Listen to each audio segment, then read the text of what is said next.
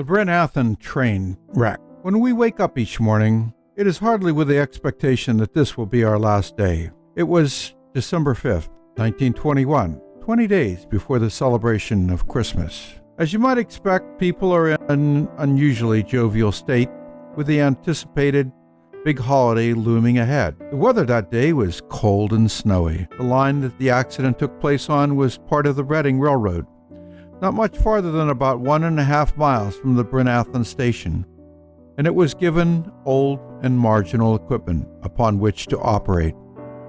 Signals were not as up-to-date as they should be, and the coaches of many of the cars that the victims rode in were wooden, antiquated, outdated, and easily combustible.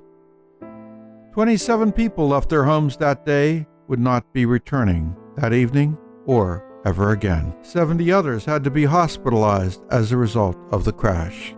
There are those who would like to cast blame on the engineers and the conductors of the respective trains, but truthfully, there's plenty of blame to go around, as many failures prevented this from becoming just another ordinary day. Needless to say, if just a few things had turned out differently, this would never have ever been reported, and life would have been drastically different. But that's not reality. The Newt was part of the Reading Railroad.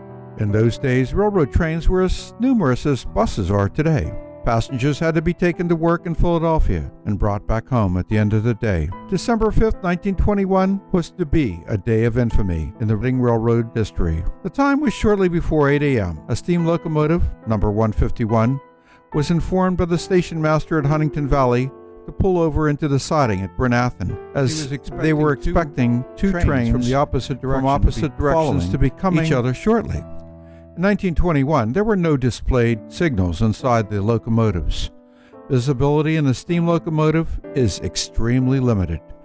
The engineer looks out a little window, peering out the side is often 40 or more feet of a boiler that is often 40 feet long. On the left side, the brakeman does the same thing on the left side of the engine. Sense of tunnel vision. And he too, the conductor and engineer of train number 151, each trains misread the instructions, thinking that they only had to worry about one, not two trains.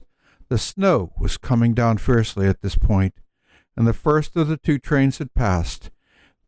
The engineer, nor the brakeman, nor the conductor saw the stop signal because of the swirling snow.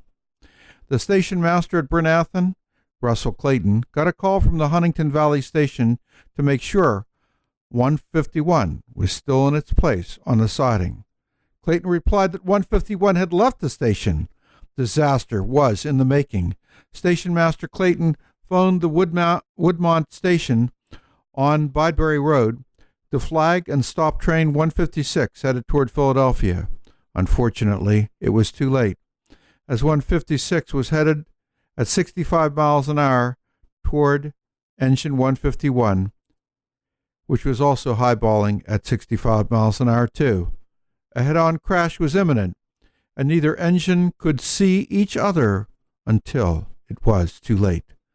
The trains met and crashed at a rocky cut heretofore known as the Gulch. Each of the 440 Camelback engines became a weapon of mass destruction for the passengers contained within.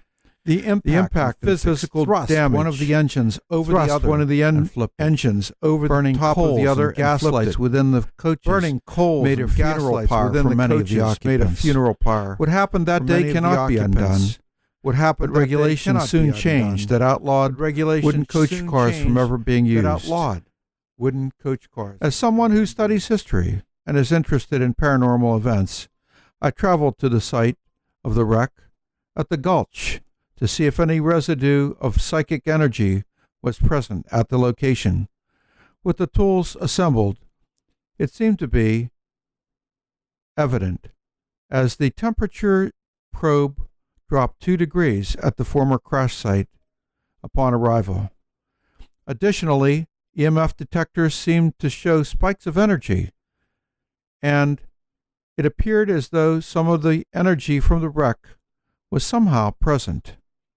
It's important to remember that studying paranormal events, even in the year 2015, is still far from great science.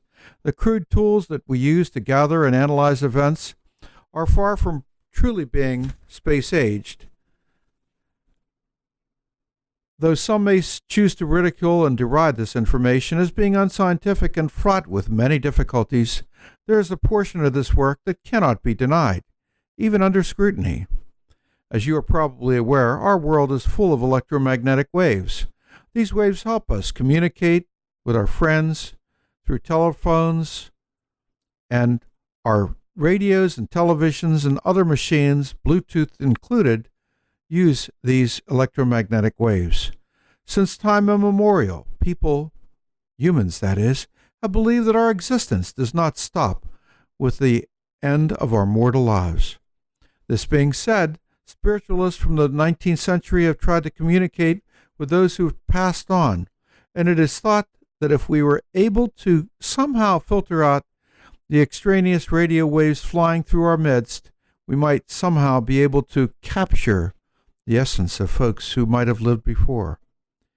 Using instruments such as K2 meters, tri-field meters, which measure magnetic, electric, and analog radio microwave energy, help to understand what's going on.